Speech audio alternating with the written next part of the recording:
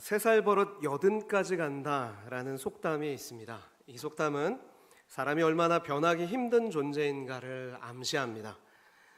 어떤 분들은 심지어 사람은 신앙을 가져도 절대로 바뀌지 않는다라는 그런 확신을 갖고 있는 분도 있습니다. 그도 그럴 것이 자기 주변의 신앙인들을 열심히 살펴봤는데 그들이 교회 생활에는 익숙해지지만 여전히 시퍼렇게 자아가 살아있고 또 그들의 고집과 행동이 대부분 전혀 바뀌지 않더라는 것입니다. 그래서 자신은 예수 믿는다고 해서 사람이 바뀔 거라는 기대를 내려놓았다라고 말합니다. 여러분은 이 말에 대해서 어떻게 생각하십니까? 여러분 자신에 대해서는 여러분 스스로가 나는 예수 믿고 어떤 변화를 경험하셨습니까? 여러분 보기에 주변 성도님들은 어떤 변화를 하고 계십니까? 사람이 정말 예수 믿어도 변하지 않을까요? 반은 맞고 반은 틀린 이야기라고 했죠.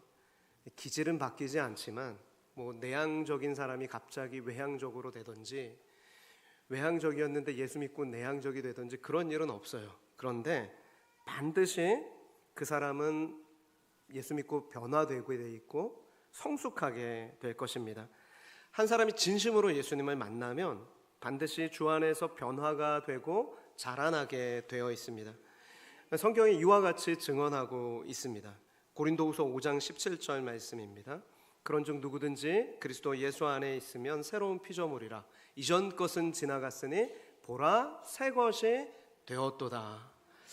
여러분 새 것이 되었습니다. 옆에 있는 분 한번 보십시오. 새 것처럼 보이십니까? 아니면 아직 공사 중이죠? 그런데 지난번보다 훨씬 더 많이 좋아지셨을 거예요. 지난주보다 훨씬 우리가 많이 좋아졌어요. 그죠? 성숙해 가야 돼요.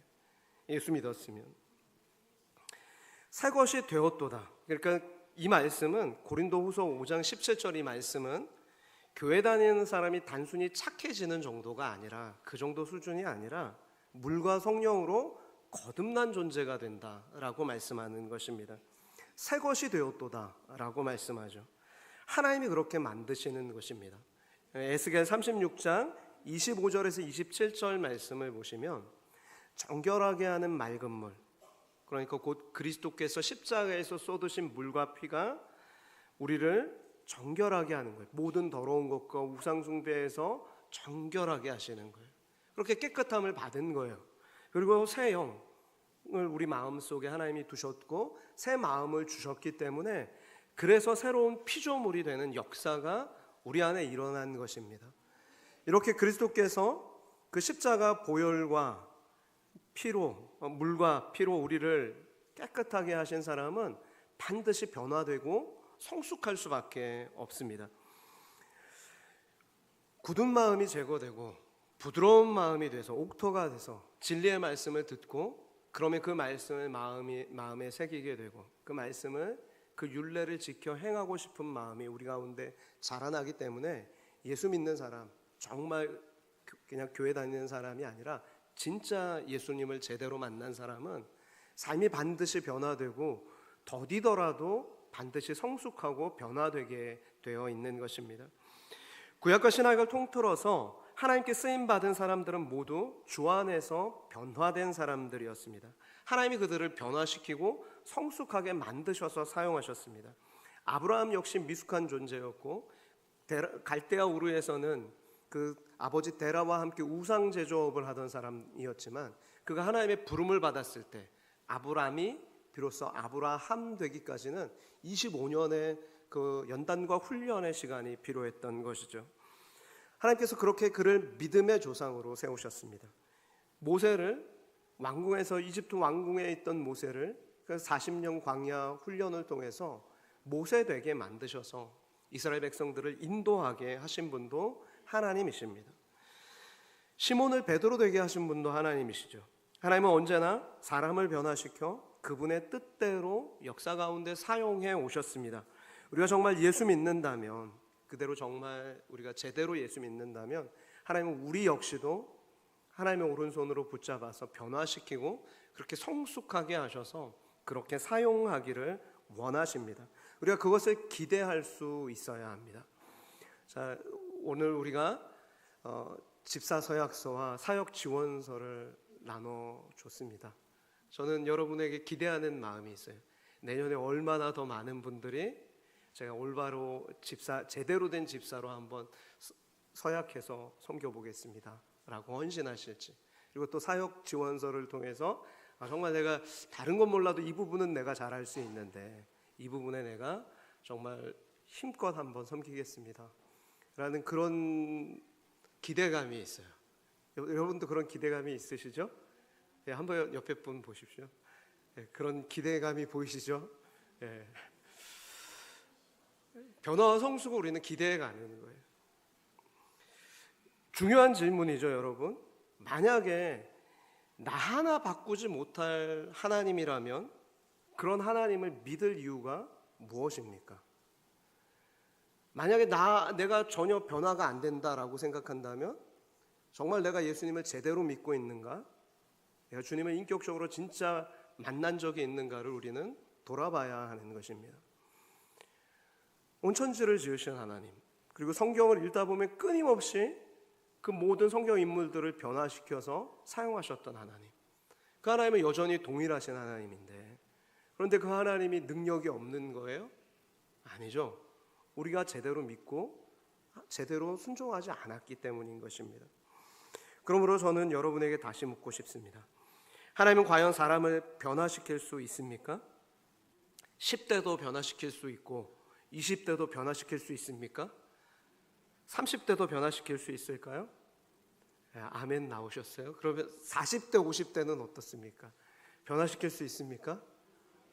그러면 60대, 70대도 하나님이 변화시킬 수 있을까요? 80대 어르신들도 하나님 변화시킬 수 있을까요? 아멘이죠. 하나님 변화시키시는 분이세요. 사람으로서는 할 수 없으되 하나님으로서는 다 하실 수 있느니라.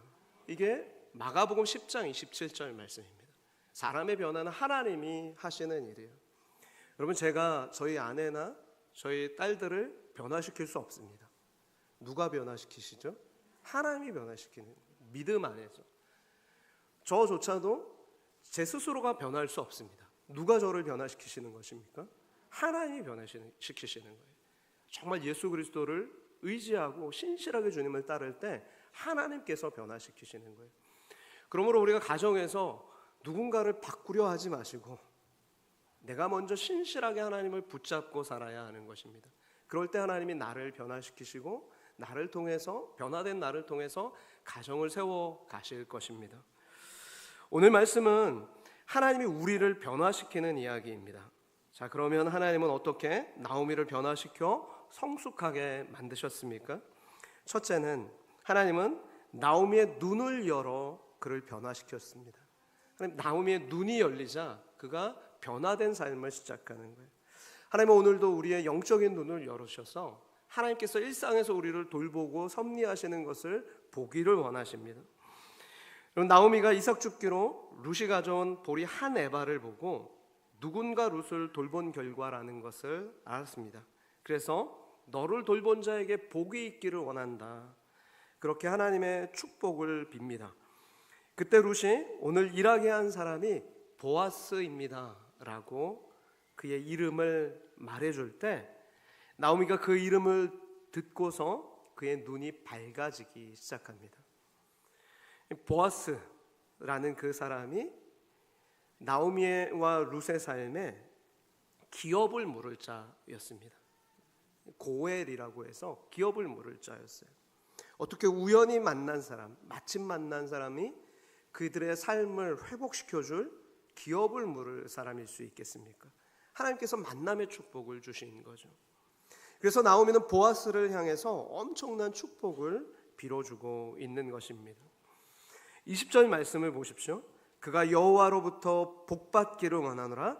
그가 살아있는 자와 죽은 자에게 은혜 베풀기를 그치지 아니하는도다. 그 사람은 우리와 가까우니 우리 기업을 물을 자 중에 하나니라. 하나님께서 지금 나오미의 눈을 밝혀주신 거예요. 보아스라는 이름을 듣자 와, 그 사람이 우리의 기업 물을 자야 라고 하면서 이제 그의 모든 어려움을 이겨내고 자신도 모르게 엄청난 축복을 거침없이 쏟아내고 있습니다. 왜냐하면 룻이 지금 사용하고 있는 표현을 우리가 주목할 필요가 있는데, 살아있는 자와 죽은 자에게 은혜 베풀기를 그치지 아니하는 자, 우리 기업을 물을 자라는 표현은 구약에서 앞으로 임하실 메시아를 가리키는 언약적인 표현입니다. 그러니까 그 메시아를 바라보는 소망이 있는 거예요. 그 마음에. 여러분 생각해 보십시오. 어떤 사람이 죽은 자에게 은혜를 베풀 수 있단 말입니까? 사람은 살아있는 사람에게만 은혜를 베풀 수 있는 거예요. 하지만 하나님께서 나오미에게 눈을 열어주시자 지금 보아스를 통해서 그들의 삶을 돌보고 계신 하나님을 발견하고, 와, 이제 우리가 망한 것 같은 이런 삶이 회복될 수 있겠구나 라는 그 소망을 갖게 된 것입니다. 그러면서 자신의 연민과 자기 연민과 깊은 우울에서 벗어나기 시작하고 있습니다. 여러분, 우리가 처음 나오미가 이 베들레헴에 돌아왔을 당시에 나오미의 고백을 우리가 기억하고 있죠. 나오미가 뭐라고 얘기합니까? 그때 자신을 환영해 주는 마을 사람들을 향해서 나를 나오미라 부르지 말고 나를 마라라 부르라. 그러니까 이 사람이 나오미가 아니냐, 즐거움이 아니냐, 기쁨이 아니냐, 사람들이 그렇게 외칠 때, 야, 나 나오미 아니야, 나 기쁨 아니야, 나는 마라야, 나는 괴로움이야, 나는 인생의 쓴맛을 봤어, 하나님이 나를 쳤고 나에게는 아무런 소망이 없어. 지금 그렇게 자기가 이야기를 하잖아요.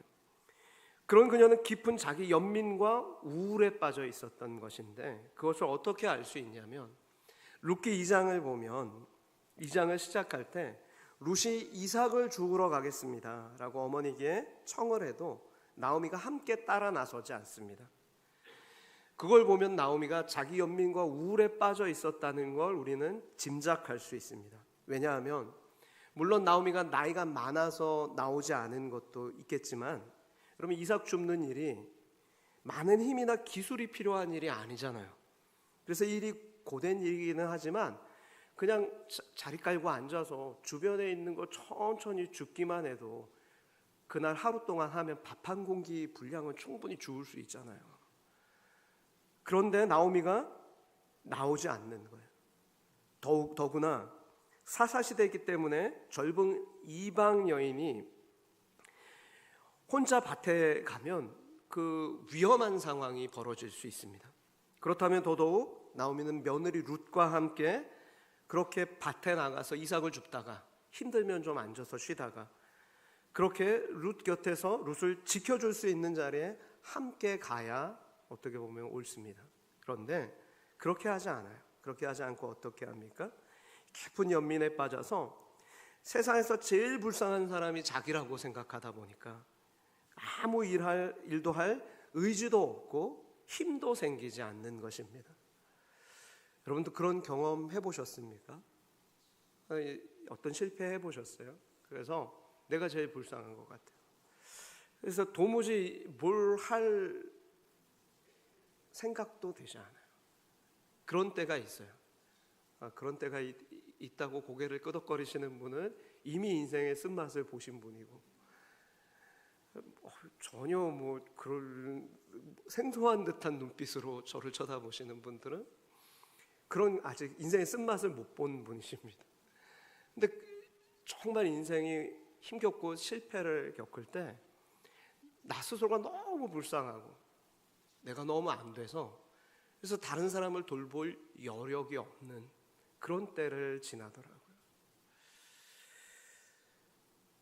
자식을 둘이나 잃고 남편도 사별한 데다가 모든 것을 잃고 빈손으로 돌아온 자신이 나오미는 세상에서 제일 불쌍했습니다. 자기 스스로가 불쌍한 거예요.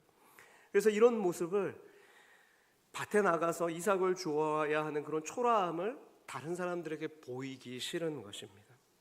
그랬던 나오미가 이제 자기 연민에서 벗어나 다른 사람을 향한 엄청난 축복의 메시지를 쏟아붓고 있는 것입니다. 도대체 어떻게 이런 일이 벌어졌습니까? 나오미의 눈이 열렸기 때문입니다.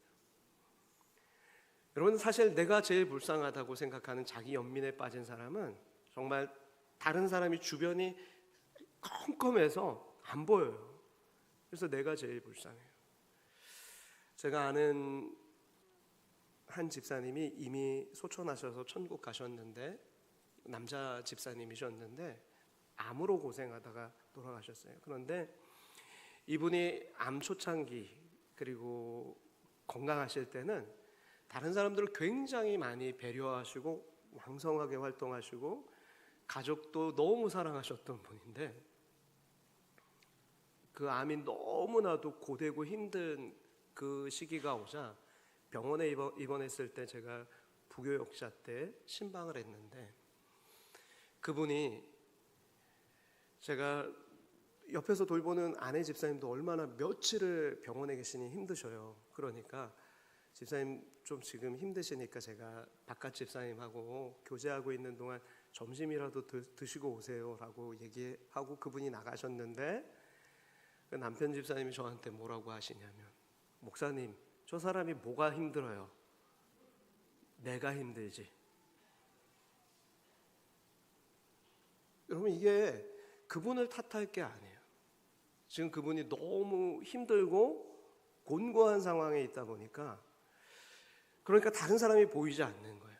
자기 연민에 빠져서 자기 자신의 힘듦을 감당하기도 너무 버겁기 때문인 것입니다. 그런데 여러분, 우리의 눈이 열리면, 그들의 삶 속에 부어지는 하나님의 은혜를 발견하면 우리가 비로소 자기 연민에서 벗어나와 다른 사람을 축복할 수 있게 되는 거예요. 지금 나오미가 그의 눈에 열리자 생각과 말이 달라지기 시작합니다. 엄청난 축복을 쏟아내기 시작해요. 보아스에게 살아있는 자와 죽은 자에게 은혜를 베푸시기를 그치지 않는 그에게 여호와로부터 복받기를 원하노라. 그런 축복을 하는 것이죠. 사랑하는 여러분, 우리가 언제 우리의 생각과 말이 달라지기 시작합니까? 하나님이 우리의 눈을 열어주실 때 달라지는 거예요. 고린도후서 6장 1절과 2절은 이렇게 말씀하죠. 우리 같이 한번 읽겠습니다. 우리가 하나님과 함께 일하는 자로서 너희를 권하노니 하나님의 은혜를 헛되이 받지 말라. 이르시되 내가 은혜를 베풀 때에 너에게 듣고 구원의 날을 너를 도왔다 하셨으니 보라 지금은 은혜 받을 만한 때요 보라 지금은 구원의 날이로다. 아멘. 여러분, 우리의 눈이 열리면, 그러면 언제라고요? 구원을 얻을 때가 지금이고, 보라 지금이 은혜 받을 만한 때요 보라 지금이 구원의 날이로다. 지금 우리가 고난의 시기를 지나고 있어도 우리의 눈이 열려지면 지금이 은혜 받을 만한 때고 지금이 구원의 날이로다, 그렇게 선언하며 살 수 있는 거예요. 은혜로 헛되이 받지 않는다고요. 여러분, 그런데 나오미의 눈이 언제 열렸습니까? 보아스라는 이름을 들을 때에 열렸어요. 여러분, 우리의 눈이 언제 열립니까?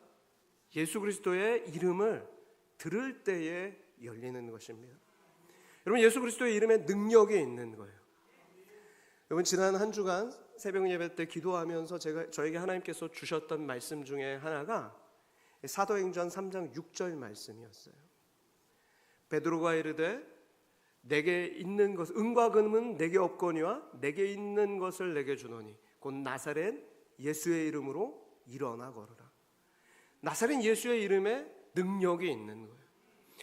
여러분의 지금 삶에 곤고하고 힘겨울지라도 나사렛 예수 그리스도의 이름을 듣는 순간 나오미의 눈이 열렸던 것처럼 여러분의 눈이 열려지기를 축복합니다. 나사렛 예수 그리스도의 이름으로 여러분의 인생을 돌보고 계신 그 하나님의 은혜를 깨닫게 되기를 소망합니다. 그래서 자기 연민에서 깊은 우울에서 벗어나 다른 사람을 축복하고 다른 사람을 향해서 하나님의 이름을 높여줄 수 있는 그런 저와 여러분이 되기를 바랍니다. 두 번째로는 하나님께서 나오미에게 구속의 손길을 보게 하셨습니다. 20절에 고엘이라는 단어가 나옵니다. 기업 물을 자라는 이 단어가 히브리어로 고엘인데, 이 고엘은 값을 지불하고 속량했다는 의미입니다. 그러니까 노예로 있는 사람을 값을 주고 그를 자유롭게 풀어주는 거예요. 내가 빚을 져가지고 밭을 다 빼앗기고 재산을 다 빼앗겼는데 그 속량할 자 고엘이 와서 기업물을 자가 와서 값을 대신 지불하고 그 밭을 그 재산을 다 원상복귀시켜 주는 것입니다. 그러니까 나오미의 눈이 열리자 대신 값을 치르고 그들의 삶을 회복하시는 그러니까 하나님의 손길을 보게 된 거예요.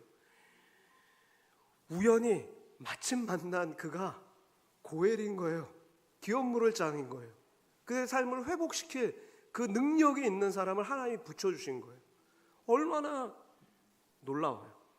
여러분, 그런데 역사상 이 고엘의 은혜가, 이 구속의 사건이 언제 우리에게 일어났습니까? 바로 2000년 전 골고다 십자가 사건을 통해서 예수 그리스도께서 우리의 모든 죄의 값을 속량하시고 우리를 죄에서 자유케 하시고 그 사망의 죄와 사망의 권세에서 우리를 건지셔서 생명의 성령의 법을 우리 가운데 주셔서 참된 자유함을 누리게 하신 것입니다. 그 죄값을 대신 치르시고 인생을 회복하신 역사를 이루어 주신 거예요. 여러분, 나오미가 지금 보아스를 통해서 자신의 삶을 구속하고 계신 하나님의 선한 손길을 보았습니다. 그래서 나오미가 보아스를 향해서 살아있는 자와 죽은 자에게 은혜를 베푸시는 분이라, 주 예수 그리스도다, 그렇게 오실 그리스도를 내다보는 것입니다.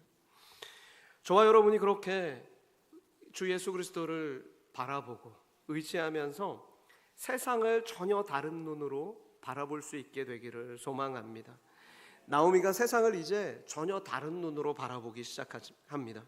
아침까지만 해도 자기 연민과 깊은 우울에 빠져 있었기 때문에 내 인생의 즐거움은 끝났고 나는 마라와 같은 인생이라 말하면서 암흑과도 같은 세상에 살았어요. 그런데 여러분, 이제 그녀가 지금 구속하시는 하나님의 손길을 보았고 그래서 전혀 다른 삶을 살기 시작합니다. 여러분, 우리 사람이 언제 변화되게 됩니까? 자신과 세상을 바라보는 눈이 바뀌면 삶도 바뀌게 되어 있습니다. 자신을 바라보는 눈, 세상을 바라보는 눈이 바뀌면 그러면 삶도 달라지는 거예요. 관점이 바뀌어야 삶도 바뀝니다. 관점이 변해야 삶도 변하는 거예요. 여러분, 제가 시력이 좋지 않습니다. 그래서 돋보기를 써야 되는데 돋보기를 쓰면 여기는 밝지만 앞은 어두워요. 그래서 앞이 밝고 여기도 밝기 원해서는 어떤 안경을 써야 돼요? 다초점 렌즈를 써야 돼요. 제가 그래서 다초점 렌즈를 하나 맞췄어요. 그래서 그걸 쓰고 일상에서는 그걸 쓰는데, 여러분, 우리가 예수 그리스도로 안경을 쓸 때, 세상을 바라볼 때 예수 그리스도의 렌즈로, 진리의 말씀으로 우리가 세상을 바라볼 때 그때 모든 것이, 내 삶에 주어진 모든 것이 하나님의 은혜였더라, 그것을 발견하게 되는 거죠. 예수 그리스도로 세상을 바라보지 않고 진리의 말씀으로 세상을 바라보지 않으면 온통 세상이 어두울 수 있어요. 내 인생은 여전히 말하라, 나의 인생의 즐거움은 끝났어 라고 그렇게 말할 상황밖에 없어요. 그런데 예수 그리스도의 렌즈로 세상을 보기 시작하면 온통 하나님이 돌보시는 그런 은혜를 발견하게 되는 것입니다. 그러면 그렇게 관점이 바뀌면 삶도 바뀌는 거예요. 여러분이 잘 알고 있는 그 노벨 평화상을 제정한 노벨이라는 발명가가 있습니다. 그가 33살에 최초로 다이너마이트를 발명해서 그것으로 엄청난 부를 얻게 되었는데 60세가 넘은 어느 날 아침 신문을 읽던 노벨이 큰 충격을 받습니다. 왜냐하면 한 신문사가 노벨의 형이 죽었는데 노벨의 형을 노벨이라고 착각해서 그래서 신문 기사를 실었습니다. 기사의 제목이 노벨 사망하다 였어요. 여러분, 살아있는 사람을 죽었다고 기사를 낸 것도 충격인데 더 놀라운 일은, 더 충격적인 일은 그 기사의 내용이 다이너마이트의 왕, 죽음의 사업가, 파괴의 발명가, 죽다, 그렇게 기사를 썼어요. 그 기사를 보고 노벨 굉장한 충격을 받았습니다. 정말로 내가 오늘 죽었다면 이 사건, 이 기사가 사실이 되지 않았겠는가. 그래서 오늘이라도 내가 죽으면 사람들이 나를 정말 어떻게 생각할까, 어떻게 평가할까를 생각하면서 심사숙고 끝에 그는 다이너마이트로 발명한 모은 전 재산을 인류의 평화와 번영을 위해서 공헌한 사람들에게 지원하기 시작했습니다. 그렇게 해서 만들어진 제도가 노벨 평화상, 노벨 문학상, 그런 제도예요. 여러분, 사람들이 큰 충격을 받으면 생각이 바뀌고 삶이 바뀝니다. 생각이 바뀐다는 건 세상을 바라보는 관점이 바뀐다는 것입니다. 그런데 하나님은 우리에게 끊임없이 말씀을 통해서 우리의 생각을 바꾸고 관점을 바꾸기를 원하십니다. 여러분, 우리가 주일에 와서 하나님의 말씀을 듣는 이유는 그 하나님의 말씀이 내 삶에 부딪혀서 내 생각을 바꾸고 관점을 바꾸는, 그러니까 하나님께서 우리의 말씀을 통해서 우리의 육신의 생각과 안목의 정욕과 이색의 자랑을 다 깨뜨려 버리고 오직 예수 그리스도를 구하는 그런 삶을 살도록 하시기 위해서 끊임없이 주일의 강단을 통해서 말씀을 주시고 또 성경의 진리를 우리에게 손에 쥐어 주신 것입니다. 히브리서 4장 12절 말씀은 이렇게 말씀합니다. 그러므로 여러분, 만약에 내가 주일의 말씀을 들었는데도 내 삶이 변하지 않고, 내가 예수 믿었는데도 교회에 열심히 다니는데도 여전히 똑같이 내가 살고 있다면 그건 어떤 증거입니까? 그분이 한 번이라도 진심으로 하나님의 말씀 앞에 진심으로 그 말씀을 대한 적이 없다는 거예요. 한 번도 하나님의 말씀을 진심으로 그렇게 진지하게 그 말씀을 펼쳐 읽어본 적도 없고, 한 번도 주일에 하나님의 말씀을 정말 저 말씀이 나에게 주시는 말씀이라고 진지하게 그렇게 생각하고 기대하며 앉아 있어 본 적도 없다는 거예요. 그렇기 때문에 그의 인생이 바뀌지 않는 거예요. 오늘 말씀을 보면 3장 5절에 우리가 말씀을 읽었을 때 룻이 뭐라고 얘기하죠? 어머니가 나에게 말씀하신 대로 다 행하겠나이다. 하나님의 말씀이 주어졌을 때 하나님이 내게 말씀을 주신 대로 내가 다 행하겠나이다. 그런 삶의 진지한 태도가 있을 때 우리의 삶이 변화되기 시작하는 거죠. 여러분, 히브리서 4장 12절 말씀, 하나님의 말씀은 이렇게 능력이 있습니다. 우리 같이 읽겠습니다. 하나님의 말씀은 살아있고 활력이 있어 좌우의 날선 어떤 검보다도 예리하여 혼과 영과 및 관절과 골수를 찔러 쪼개기까지 하며 또 마음의 생각과 뜻을 판단하나니. 아멘. 여러분, 그러므로 여러분의 인생에 어려운 일이 있을 때, 힘겨운 일이 있을 때 하나님의 말씀을 붙잡고 기도해 보십시오. 그러면 그 말씀의 의미가 깨달아지기 시작하고, 그러다 보면 여러분의 마음의 생각과 뜻이 달라지기 시작합니다. 내 인생에 말하라고 했던 그 자리에서 일어나 나는 나옴이라 라는 정체성을 다시 되찾게 되는 거예요. 하나님의 말씀을 통해 내가 아닌 예수 그리스도로 살도록 하나님께서 우리의 시선을 바꿔주시는 것입니다.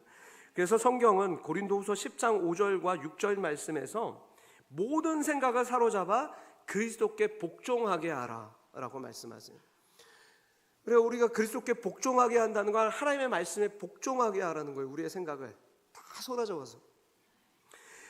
그리고 나서 우리의 복종이 온전하게 될 때 하나님께 복종하지 않았던 모든 것들을 하나님께서 벌하시겠다고 엄중히 말씀하고 계십니다.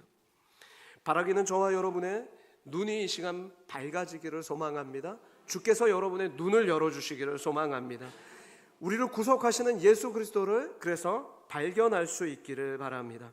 그러면 인생이 달라지는 거예요. 사람이 그러면 바뀌는 거예요. 예수 믿으면 정말 우리 어머니가, 우리 아버지가, 우리 아들이, 우리 딸이 예수 믿더니 달라졌다. 그런 역사가 실제로 일어나는 것입니다.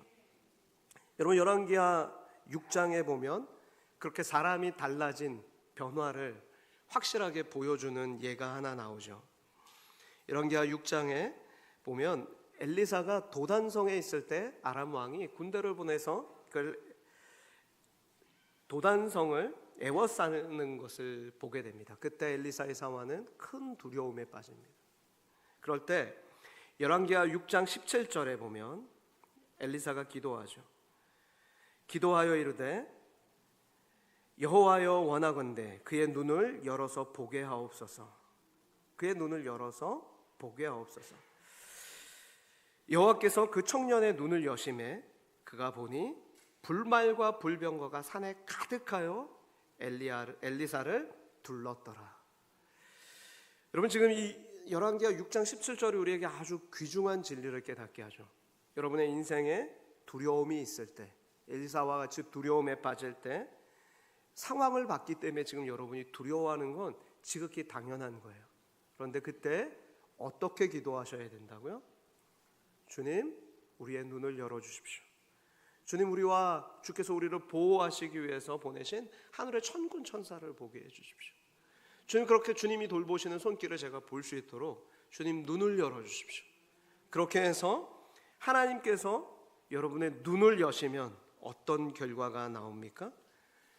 하나님이 돌보시는 손길이 보여지기 시작하고 그 불말과 불병거가 보이기 시작하고, 그러면 두려움에서 벗어나는 것은 당연한 수순입니다. 엘리사의 사환이 눈이 열리자 생각이 바뀌고 두려움에서 벗어나 담대하게 되는 것입니다. 그러므로 여러분의 인생길이 막힐 때 나와 함께 하시는 하나님의 선한 손길을 볼 수 있도록 주님, 내 눈을 열어주십시오. 그러면 인생이 달라지는 거예요. 그 기도가 제일 중요한 기도예요. 주님, 제 눈을 열어주십시오. 지금 영적인 어두움에 빠져서 하나님 도움의 손길도 보지 못하는 제 어리석음을 용서하시고 눈을 밝게 열어서 보게 해주십시오. 그러면 담대해지는 것입니다. 소망 없는 것에서 희망이 생기는 거예요. 그러므로 믿음의 사람, 기도의 사람은 반드시 변하게 되어 있습니다. 저는 저와 여러분이 그런 변화의 사람이 되기를 축복합니다. 그래서 그 결과 먼 훗날 우리가 그렇게 변화하고 성숙된 삶을 잘 살아서 우리가 이 땅에서 떠날 날이 언젠간 있잖아요. 저와 여러분이 언젠간 이 자리에서 이 세상을 떠나 하나님 오라 부르시는 그날 천국에 가게 될 거예요. 한 사람도 예외가 없어요. 창세기는 아담이 900세 이상 살다가 죽었더라, 그렇게 시작하고 있어요.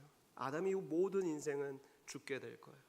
그런데 그 순간 우리가 떠난 날, 그 자리에서 사람들이 나를 기억할 때 육신의 정욕과 안목의 정욕과 이생의 자랑에 가득 찼던 사람 떠나다라고 기억했으면 좋겠습니까? 아니면 오직 예수 그리스도로 옷 입고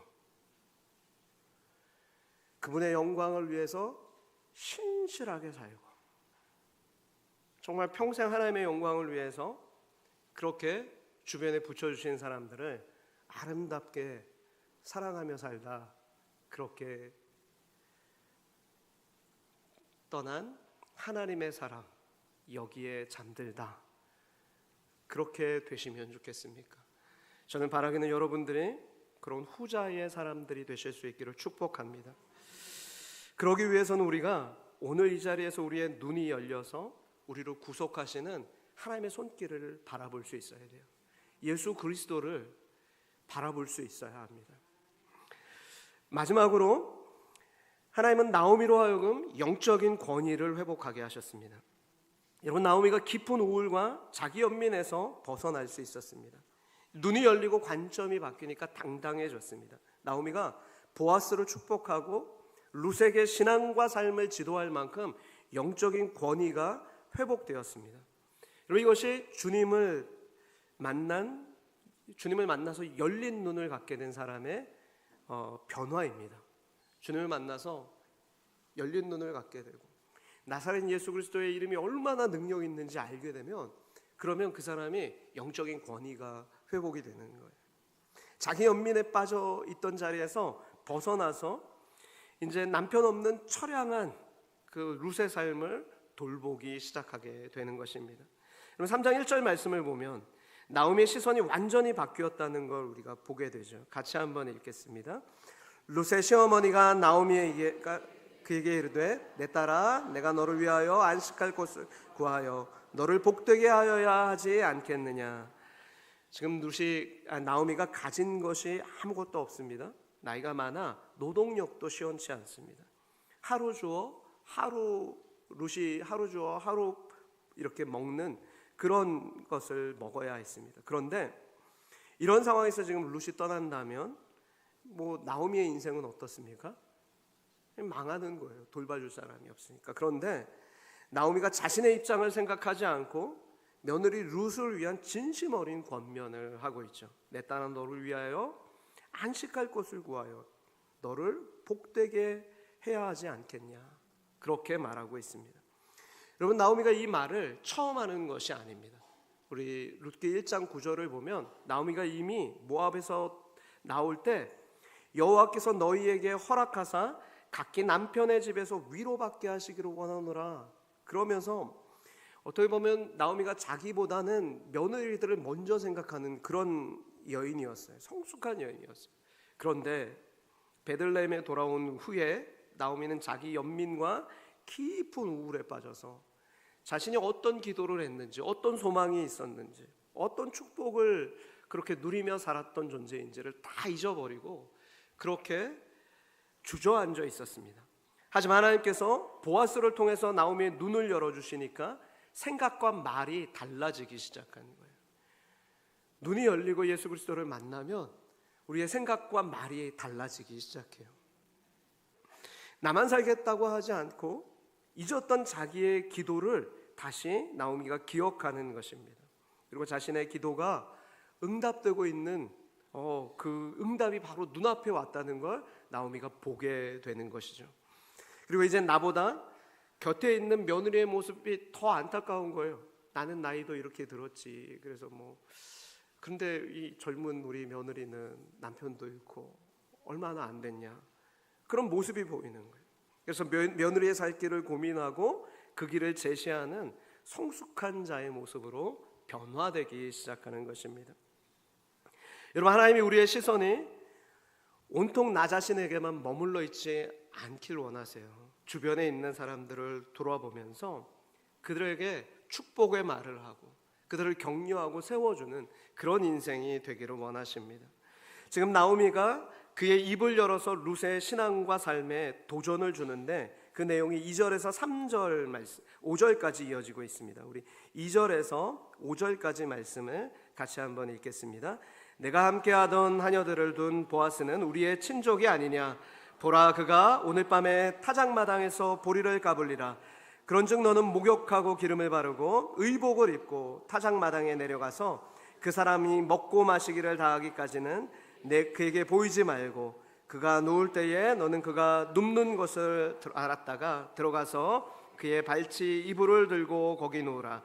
그가 내 할 일을 알게 하리라 하니 룻이 시어머니에게 이르되 내 어머니의 말씀대로 내가 다 행하리이다 하니라. 아멘.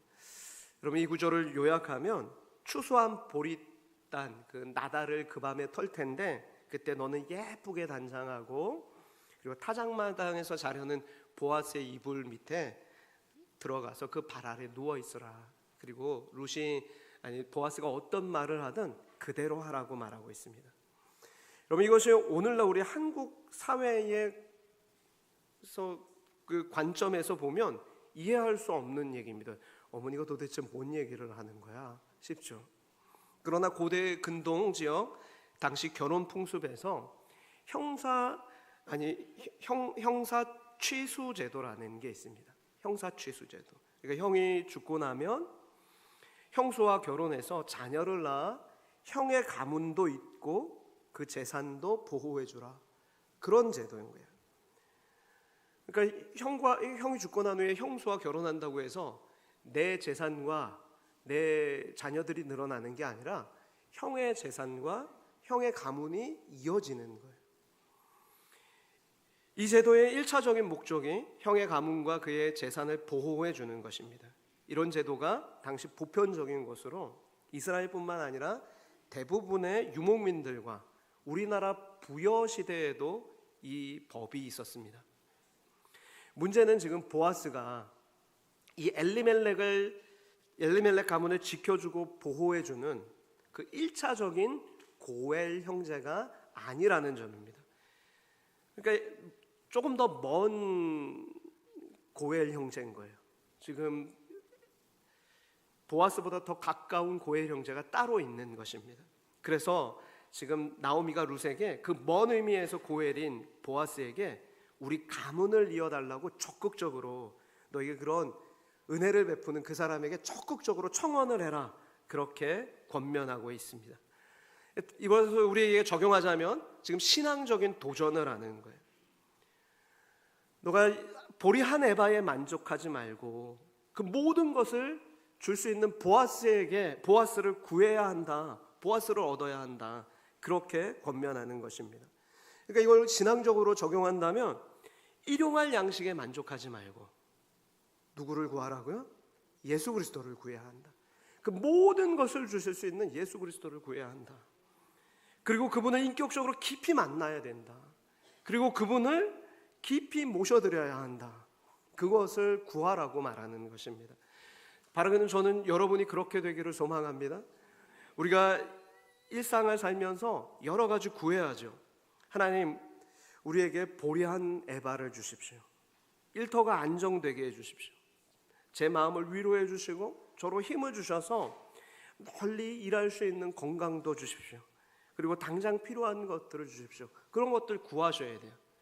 예수님도 일용할 양식을 달라고 구하라고 하셨으니까 구하셔야 돼요. 그런데 여러분, 하지만 사실 우리가 구하는 그 모든 것은 부스러기 은혜에 불과합니다. 진짜는 뭐예요? 그 모든 것을 주실 수 있는 예수 그리스도. 하나님이 우리 아버지가 되시고 예수 그리스도가 나와 늘 동행하시면 일상에 필요할 때마다 하나님의 홍해를 가르시고 만나를 주시고 메추라기를 내리시면서 우리의 삶에 인도해 가시는 거예요. 우리의 모든 걸 주실 수 있는 하나님을, 예수 그리스도를 우리는 구해야 하는 것입니다. 언젠가 우리의 인생에도 추수의 시기가 끝나는 때가 올 것입니다. 그리고 그때는 더 이상 이삭 줍기를 할 수 없어요. 그러니 보리 한 에바를 줄 수 있는 보아스를 구해야 하고 텅 빈 우리의 인생을 채우실 수 있는 구주 예수님을 우리는 구해야 하는 것입니다. 이것이 모든 인생의 구속자이신 예수 그리스도를 구해야 함을 지금 나오미가 권면하여 자신의 구속자 보아스를 룻에게 구하라고 권면한 것은 모든 인생이 구속자이신 예수 그리스도를 구해야 함을 권면하고 있는 것입니다. 그러니 사랑하는 여러분, 우리가 부스러기를 구하던 기도에서, 그것에 만족하던 기도에서 그것을 넘어 우리의 모든 것을 채우실 수 있는 유일한 구속주이신 예수 그리스도를 구할 수 있는 저와 여러분 되시기를 주님의 이름으로 축복합니다. 기도하겠습니다.